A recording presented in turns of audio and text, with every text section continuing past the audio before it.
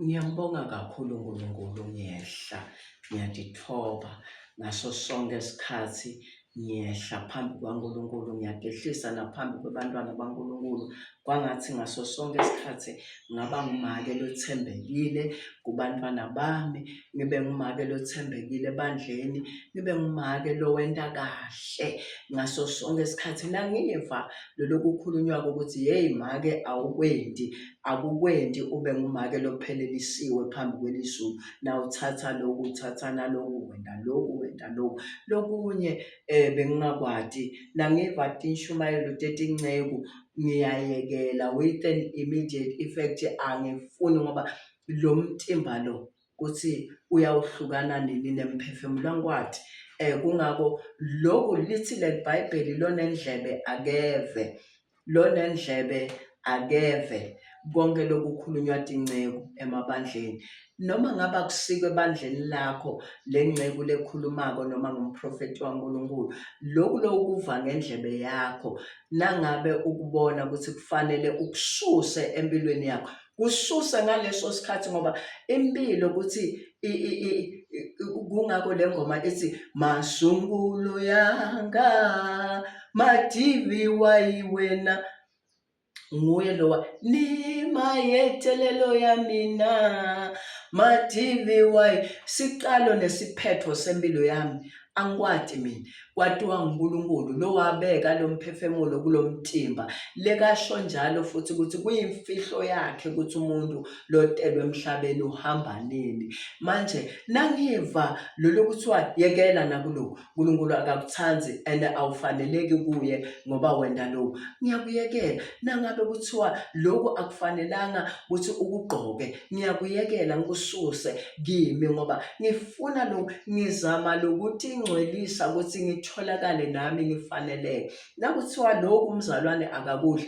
ngiyakuyekela. Lokunye bakukhuluma ukuthi umzalwane akakudli, kube vele sengikuyekelile, ngiyekeliswe nguNkulunkulu ngoba uyakuyekelisa uNkulunkulu ukuthathe ngathi yinto lothi icabangele yona noma is like a joke. No, kude ijoke. Tindlebe takho nangabe ufunzile kulalela, ulalela moya loyingcwele nakakhuluma kuwe. Moya loyingcwele akasiyo ijoke, nakakhuluma kuwe ngaleso sikhathi akhuluma, phuma kuloko lokungasikahle losuka ukwenda, phuma kuloko lokungasikahle losuka wena ukwenda, ngoba loko losuka sewutentela kona sewutsheliwe. Lithi iBhayibheli nangabe into uyenda sewati ukuthi lento leyo ayisikahle, leso sono asicolelwa, leso sono asicolelwa. Bathi kunekurepenta ngesingisi. Zama kuthi ushiye uhlale kubani? uNkulunkulu. Ulinzele lilanga lakho lekuhamba, ngoba labanye bahamba bahleli babukela ibhola, lomunye bathi baceda kumende, lomunye utentela yena lelo khofi ngoba uyalithanda, ahlale esitulweni. Bathi bayafika abantwana bakhanze ukuthi wendela ikhofi wahlala esitulweni. Ishayile, ishaya nje awukalungisi, ishaya nje. Lokunye ukuvile wathi ngitawulungisa leli viki letabo ngoba leli viki ngisafuna kuya lapho kuleyo ndzawo nyana leyo. Kuthiwa bantu labakholwa kwabayi kuleyo phathi lenjani njani, abayi abahlanganyele etindzaweni leso. Uthe mina bengisahlanganyela, mara ngicabanga ukuthi leli viki letabo ngitawulungisa. Labanye banatha masayida ngeChristmas, uthole makuyapheka unathi isayida, uthi nangiya esontweni bajuba mnyaka ngemasayida. Athi angene emnyakeni make lokholwako, make lovume ukuthi ushiya sono, ajube emnyaka ngesayida, ajube emnyaka nge-whisky. Ngoba labanye bayekelile letinto kodwa i-taste yabo bayayati ukuthi betinjani, babuyela emuva batende. Ungabuyeli emuva, yekela kujuba mnyaka ngesayida uthi nangifika esontweni ngitawutisola kuNkulunkulu. Ngalesinye isikhathi nayo le sayida ungakayicedzi sasehafini, ishaye. hambe make welivangeli unathe ube ujuba mnyaka ngesayida. Make welivangeli mina ngathi ukuthi nakushaya 5 to 12 ubita abantu abakhe agone abantu abakhe bahlale ndzawonye kuhlatshelwe kuthandazwe kubongwe kungena eminyakeni ukuthi Nkosi lesikhathi lesi sifika thina sisaphila kunala sebandlulile. Siyabonga Nkosi, sibonga ukuthi wena usifikisile eminyakeni lomuhle. Asisho ukuthi hallelujah, asikwathi ncenene nasikusa nje kube nalo hambako emkhathini wethu noma kube nesimo asiwathi umnyaka ahead ukuthi usiphatheleni, kodwa sithi Nkosi sibonga kusifikisa, phinza usicalele phambili singene nawe Nkosi, ungasishiyi ungasiyekeli, singadingeneli thina ngekwethu ngoba sihlengwe nguwe. Uthi umnyaka uqala ekuqaleni kweminyaka kuze kube sekupheleni kwawo wena usuka lisho lakho ubuke umhlaba, lelive lesikulo wena ulibukile kusukela ekuqaleni kweminyaka kuze kube sekupheleni kwawo. Ngithanza lana kunalento le ebantu noma siyayenda sibone ngathi sinemandla ebantu labagulako na beta bathandazelwa, ebantu baNkulunkulu labaphiwe amandla uNkulunkulu ukupha amandla wena, usebenta vaya wena ngemandla akhe asezulwini, ahleli ezulwini lakhe asebentise wena, ubese ubona ngathi wena ungqono uyatendela tonke letinto. Ngifuna ukukhuluma ngemandla uNkulunkulu lawasebenzisa kuPawula utokhona kuyiva lenzaba kuze ungalahleki. Imisebenzi yabapostoli 19 ngidawufunza nethi verse 11 na 12, Acts izenzo 19 verse 11 na 12. uNkulunkulu wenta timangaliso letingakavami ngetandla taPawula, kwakuze kuthi emaduku netidziya letike tamtsinza, kwakuze kuthi emaduku netidziya letike tamtsinza timikiswe kulabagulako, tifo tibayekele nemimoya lemibi iphume kubo. That was not Paul, but uNkulunkulu. Lithi lelivi, uNkulunkulu wenda timangaliso letingakavami ngetandla taPawula, hayi yena Paul. uNkulunkulu nakakusebenzisa usebenzisa emandla akhe ngawe. Asikho sidingo sokuthi uboaste utibone ungqono ngaphandle kwalabo labathwalako ukuthi bayade ukuthi vele amandla abo, kodwa nangabe mina nawe la sihleli khona namhla sisebenziswa nguNkulunkulu ngeakhe emandla, sifanele kusaba ukuthi khukhumeta nekuthi phakamisa size sitshele abantu baNkulunkulu ukuthi ngikuphilisile wena.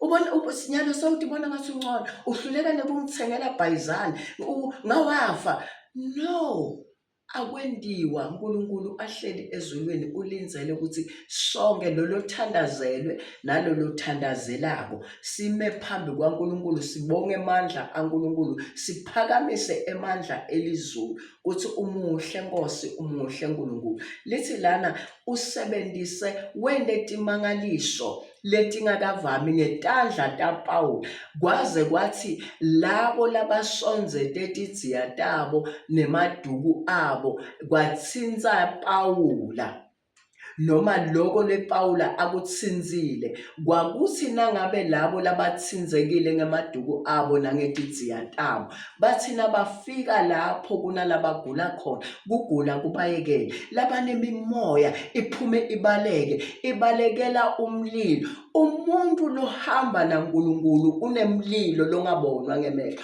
Umuntu lohamba naNkulunkulu unemandla lanaye angakwati ukuthi unawo, kodwa uNkulunkulu abe akwati ukuthi unawo lawo mandla.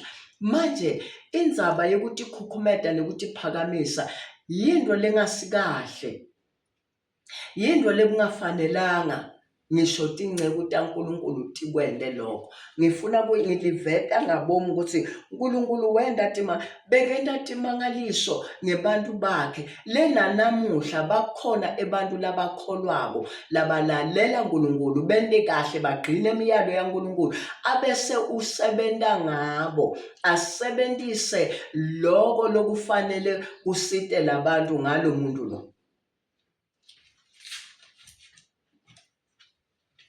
Angeke ngikwende ngaso sonke isikhathi lokho, kodwa ngiyakwenda nje ngoba kuvumile ukuthi ngikwende. Acts 19 verse 11 and 12. God was performing unusual miracles through Paul. God was performing unusual miracles through Paul. Even handkerchiefs and aprons he had used were taken to those who were ill, and their diseases were driven away, and the evil spirits would go out of them. Bekasebenzisa uNkulunkulu, wasebenta wenda tinto letingakavami ngaPaul. Wenda nanamhla kunebantu la umuntu angachamuka netilonza abolile asabeka, ufike umkhulekele umnese within a week uthole ukuthi lo muntu ingcene unabo 10 years agula, unabo 12 years agula, se ukhathele utitshele ukuthi lithemba liphelile. Kodwa nakafika kumuntu waNkulunkulu lofana na Paul. Paul uNkulunkulu lenza baya unusual.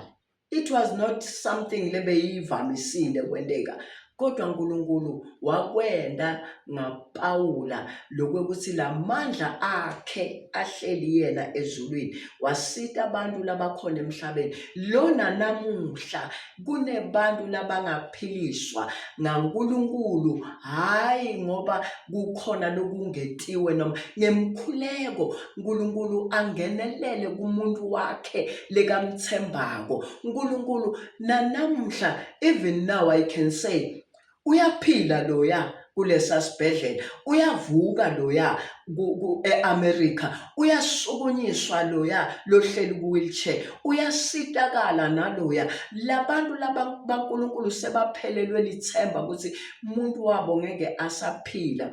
Uma ungabuka indzaba levela la kuthi netidziya nemaduku lebekuye kwasebenziswa nguPaul, bebathi nabafika bakubeka ngekukholwa, ngoba nabo laba bebafanele bathathe lawo maduku naleto tidziya. Bekufanele kube bantu labakholwayo, hayi noma ngangubani, hayi hamba imani.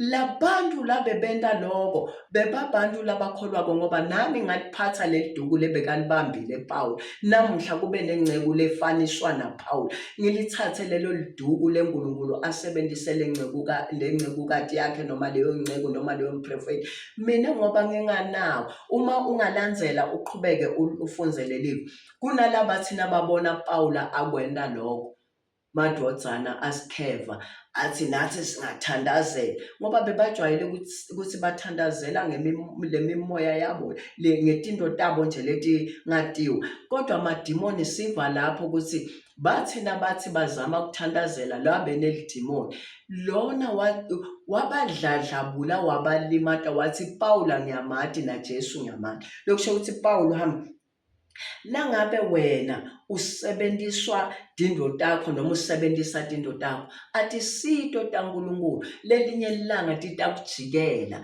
lelinye ilanga titakwendakalisa. Thatha yena kuphela, usebenzise yena. Emandla lawo wasebenzisako akabe ngemandla lavela kuNkulunkulu. Umlalele nakakhuluma moya loyingcwele, ngoba wena awuhambi ngenyama, uhamba ngamoya.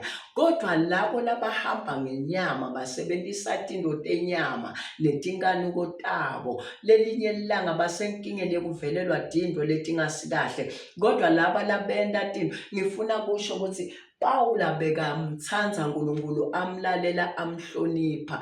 Kodwa mina nawe masizama ukuchansa tindo taNkulunkulu sitawuhlazeka. Kodwa nangabe nanamuhla njengoba le tinto lebetenteka kuba kadzeni tisenteka nanamuhla kubantu labakhetse uNkulunkulu bahlala kuye, kwangathi nami nawe singaba nawo lamandla lavela kuNkulunkulu, hhayi la wethu. Athi afikile lamandla kaNkulunkulu sadenda leto tinto, sadenda leto timangaliso, sibe sesikhawula ukuthi sihambe sithi thine siyakwati ukuphilisa abantu. Ya mina ngibaletheni noma ningabaletha babe 1,000 ngidabathandazela bonke baphile. No, uNkulunkulu lesinye isikhathi baphile sewentela labantu bakhe ukuthi bathole ukuphila ngoba sebathandazelwa dimonikazi nedimoni qobo. uNkulunkulu wemosa uthembekile, sihlale kuye sende kahle, asisebenzise uNkulunkulu asendele timangaliso ngetandla tethu, siphindze sithi thobe kuye, sibonge yena, siphakamise yena. Haleluya, bantwana baNkulunkulu.